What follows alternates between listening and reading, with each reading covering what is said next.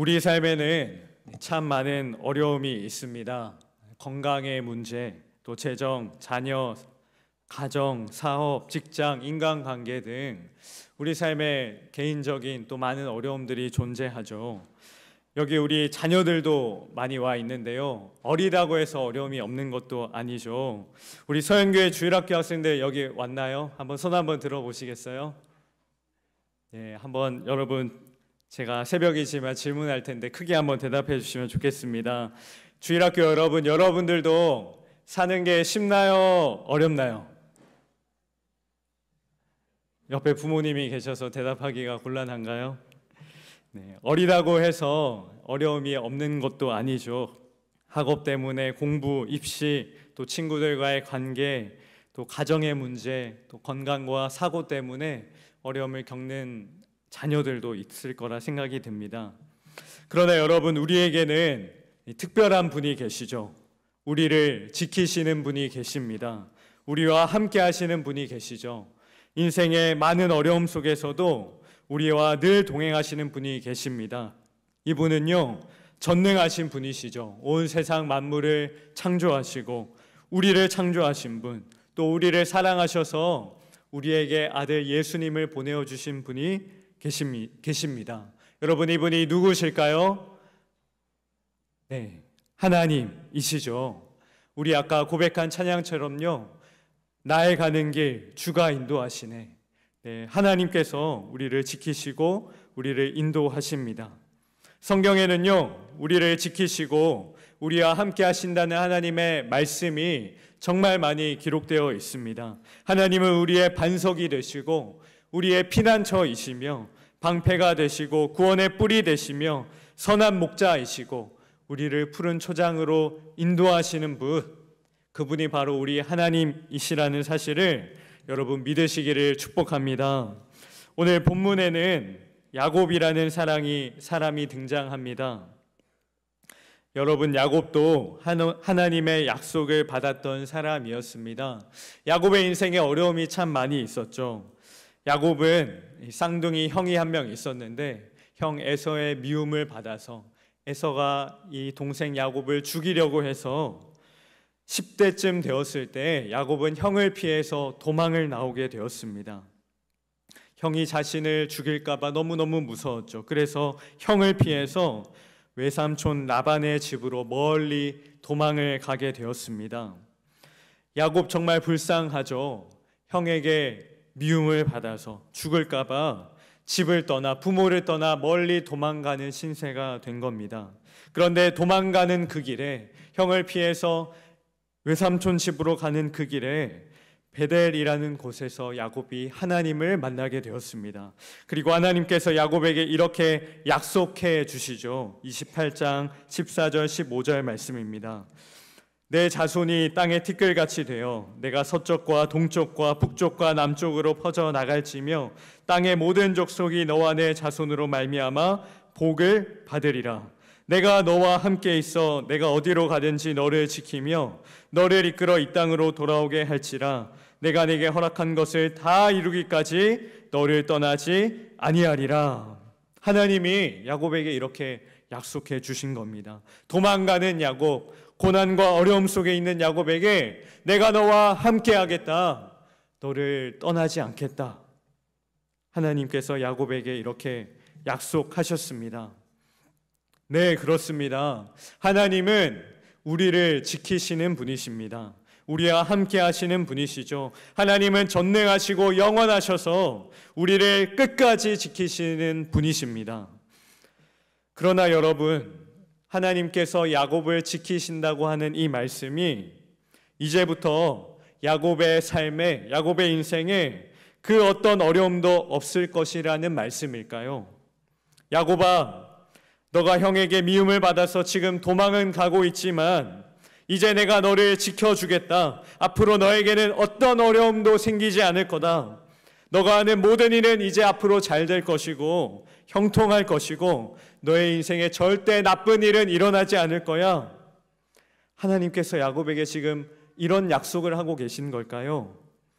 여러분, 그렇지 않습니다. 본문을 보면 우리가 그걸 확인할 수 있는데요. 외삼촌 집에 도착한 야곱이 외삼촌 집에 머물게 되었습니다. 그런데 거기서 한 여인을 보고 사랑에 빠지게 되었죠. 바로 외삼촌의 둘째 딸인 라헬이라는 여인이었습니다. 야곱은 이 둘째 딸 라헬과 결혼을 하고 싶었습니다. 그래서 외삼촌에게 가서 이렇게 얘기하죠. 본문 18절 말씀입니다. 야곱이 라헬을 더 사랑함으로 대답하되 내가 외삼촌의 작은 딸 라헬을 위하여 외삼촌에게 7년을 섬기리이다. 외삼촌을 위하여 7년 동안 내가 일을 할 테니 당신의 둘째 딸 라헬과 결혼하게 해 주십시오. 야곱이 이렇게 말했던 겁니다. 그랬더니 외삼촌 라반이 흔쾌히 허락해 주었습니다. 라반은 목축 일을 아마 했던 것 같습니다. 야곱은 라반의 집에서 무려 7년 동안 이 양떼를 돌보고 목축하는 일을 하게 되었죠. 야곱은 7년 동안 외삼촌을 위해서 라헬을 자신의 아내로 얻기 위해서 무보수로 삭도 받지 않고 일만 하게 되었습니다. 그러나 야곱은 그 7년 동안 정말 행복했던 것 같습니다. 이제 고난이 끝나고 정말 행복이 찾아온 걸까요? 본문 20절을 보니까요, 야곱이 얼마나 행복했는지 이렇게 고백하고 있습니다. 야곱이 라헬을 위하여 7년 동안 라반을 섬겼으나 그를 사랑하는 까닭에 7년을 며칠같이 여겼더라. 7년을 며칠같이 여겼다. 라헬이 얼마나 좋았으면 그랬을까요? 여러분, 제가 예전에 군대를 갔는데요, 군대에서 2년이 20년처럼 여겨지더라고요. 그런데 2등병 때 첫 번째 100일 휴가를 받게 되었습니다. 4박 5일 휴가를 받게 되었는데, 휴가를 나가니까요, 군대에서는 이 4박 5일 휴가를 4.5초 휴가라고 불렀습니다. 왜 그랬는지가 단번에 알겠더라고요. 정말 눈 한 번 깜빡이니까 이 4박 5일이 지나가 버린 겁니다. 여러분, 상상이 되십니까? 라헬이 얼마나 좋았으면, 이 야곱이 7년 동안 일을 했는데 그 7년이 얼마나 좋았으면 며칠처럼 여겼다라는 거죠. 며칠처럼 여기면서 보수도 받지 않고 남의 집에서 종처럼 일만 한 겁니다. 그렇게 기다리던 7년이 지나고 약속한 날이 다가왔습니다. 드디어 야곱과 라헬이 결혼하는 날이 다가오게 된 거죠. 외삼촌 라반은 큰 잔치를 열었습니다. 그리고 밤이 되어서 신랑과 신부가 한 방에 들어가서 부부로서 이 첫날 밤을 보내게 되었습니다. 그런데 다음 날 문제가 발생했습니다. 아주 큰 문제였죠. 야곱은 분명 라헬과 결혼한 줄 알았습니다. 라헬과 첫날 밤을 보낸 줄 알았죠.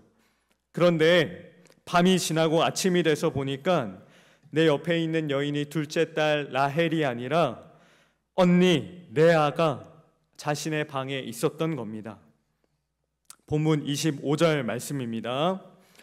야곱이 아침에 보니 레아라 라반에게 이르되 외삼촌이 어찌하여 내게 이같이 행하셨나이까? 내가 라헬을 위하여 외삼촌을 섬기지 아니하였나이까? 외삼촌이 나를 속이심은 어찌 됨이니까? 네, 분명 야곱은 7년 동안 라헬을 위해서 일했습니다. 외삼촌과도 그렇게 약속했죠.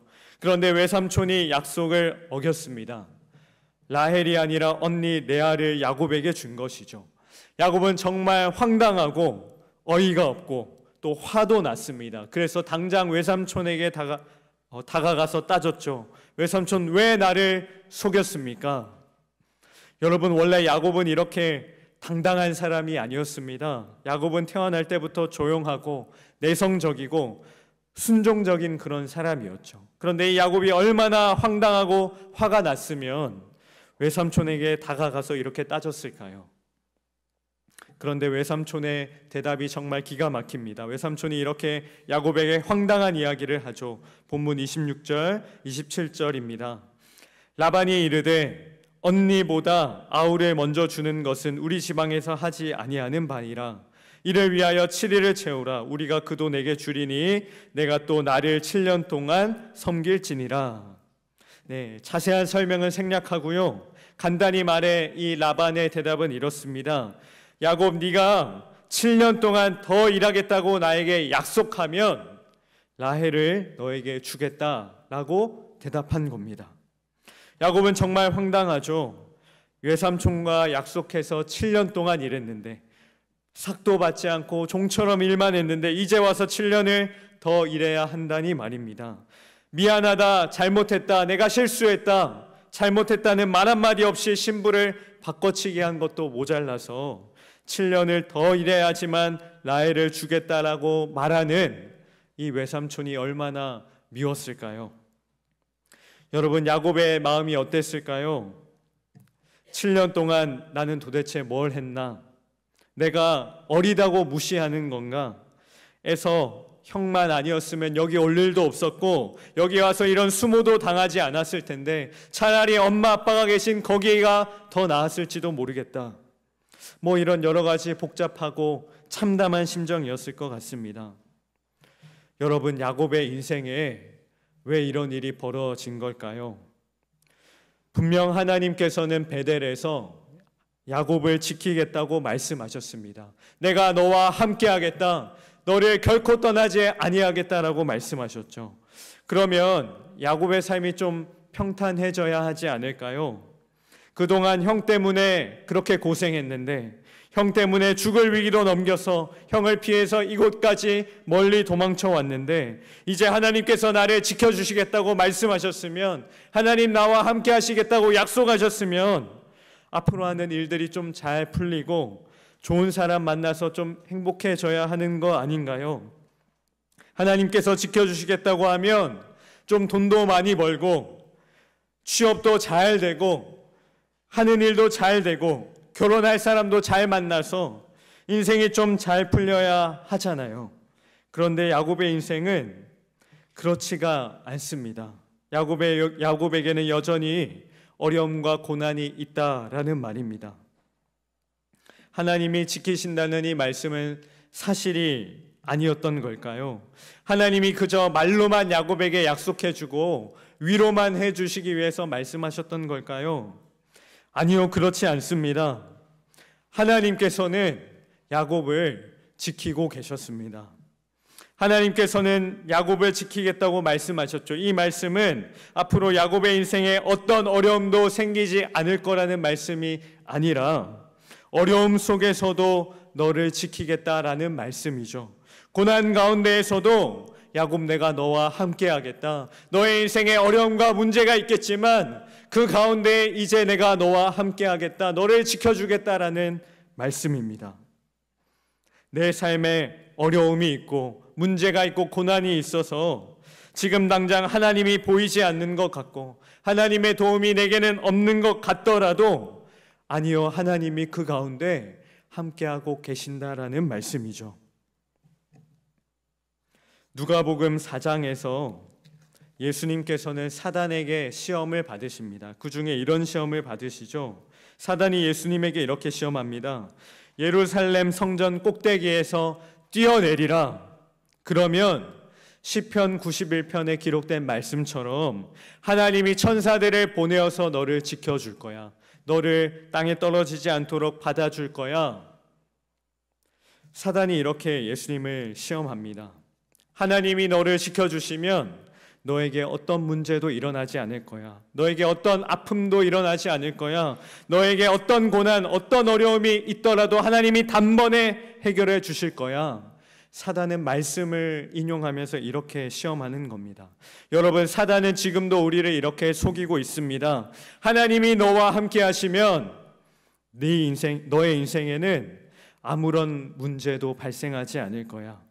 너가 하나님께 기도하기만 하면 하나님이 너의 그 모든 문제 단번에 해결해 주실 거야. 하나님이 너를 지켜주시면 너의 인생을 하는 것마다 다 잘 풀릴 것이고 성공하게 될 것이고 어려움은 다 사라지고 너가 원하는 모든 것을 하나님이 얻게 해주실 거야. 사단은 이렇게 우리를 시험한다는 말입니다. 우리는 이런 사단의 달콤한 속삭임에 쉽게 넘어가곤 하죠. 여러분, 사단이 왜 이렇게 우리를 속이는 걸까요? 사단이 우리를 속이는 이유는 분명합니다. 나는 하나님을 믿으니까 나에게 어떤 어려움도 생기지 않을 거야 라고 믿게 만드는 거죠. 나는 그리스도인이니까, 나는 하나님의 자녀니까, 나는 교회를 이렇게 열심히 다니고 있으니까 하나님이 나를 어려운 일이 벌어지도록 내버려 둘 리가 없어라고 믿게 만드는 것입니다. 이렇게 믿고 있는 사람들에게 그리고 사단은 어려움을 주죠. 어려움이 생기면 이런 사람들은 하나님을 원망하거나 하나님께서 자신을 버렸다라고 생각하게 되는 겁니다. 이것이 하나님과 우리 사이를 멀어지게 만들려는 사단의 전략이죠. 여러분, 하나님께서 우리를 지키신다는 이 말씀은 우리 삶에 어떤 나쁜 일도 일어나지 않을 거라는 말씀이 아닙니다. 우리를 지키신다는 이 하나님의 말씀은 어려움 속에서도 우리를 지키신다는 말씀입니다. 고난 가운데에서도 하나님이 우리와 함께 하신다는 말씀이죠. 하나님의 자녀가 된다는 것, 하나님의 백성으로 산다는 것은 이제부터 내 삶에 아무런 문제도 없고 아무런 나쁜 일도 일어나지 않는다는 것이 아니라 삶의 고난과 풍파 속에서도 하나님이 나와 함께 하심을 믿는다는 사실입니다. 그러니 여러분, 나의 삶이 내 뜻대로 되지 않는다고 해서 절대 좌절하지 마십시오. 다른 사람들은 다 잘 사는 것 같은데, 다른 사람들은 다 잘 나가는 것 같은데 내게는 인생의 문제와 어려움이 너무 많은 것 같다고 해서 하나님을 원망하지 마십시오. 그것은 하나님이 여러분을 버려서가 결코 아닙니다. 하나님이 여러분을 지키지 않아서가 아니라는 것이죠. 하나님이 고난 속에서도 내가 너를 지키고 있다, 내가 너와 함께하고 있다는 그 사실을 여러분이 깨닫기 원하시는 것입니다. 야곱은 아마 그때는 몰랐던 것 같습니다. 하나님이 나를 지키시고 나와 함께 하신다는 사실을 몰랐었죠. 그런데 그가 시간이 많이 흐른 후에 노인이 되어서 지나온 시절을 돌아보면 하나님이 자신을 지켜주셨구나, 이런 사실을 깨닫고 고백하게 됩니다. 형에게서 도망쳐서 외삼촌 집에서 고생했던 그 젊은 시절, 그 어린 시절, 뭐 하나 내 뜻대로 되지 않았던, 남에게 속아서 14년 동안 고생했던 그 시절을 돌아보며 하나님이 그때도 나를 지켜주셨구나, 하나님이 그때도 나와 함께 하셨구나 고백하게 되죠. 야곱이 죽기 전에 아들 요셉에게 이렇게 축복하는데요, 창세기 48장 15절과 16절입니다. 그가, 야곱이 요셉을 위하여 축복하여 이르되, 내 조부 아브라함과 아버지 이삭이 섬기던 하나님, 나의 출생으로부터 지금까지 나를 기르신 하나님, 나를 모든 환난에서 건지신 여호와의 사자께서, 하나님께서 나를 출생부터 지금까지 형에게 미움받던 그 시절에도, 외삼촌에게 속아서 14년 동안 고생하며 살았던 그 시절에도 하나님이 나와 함께 하시고 나를 지키셨다라고 고백하고 있습니다.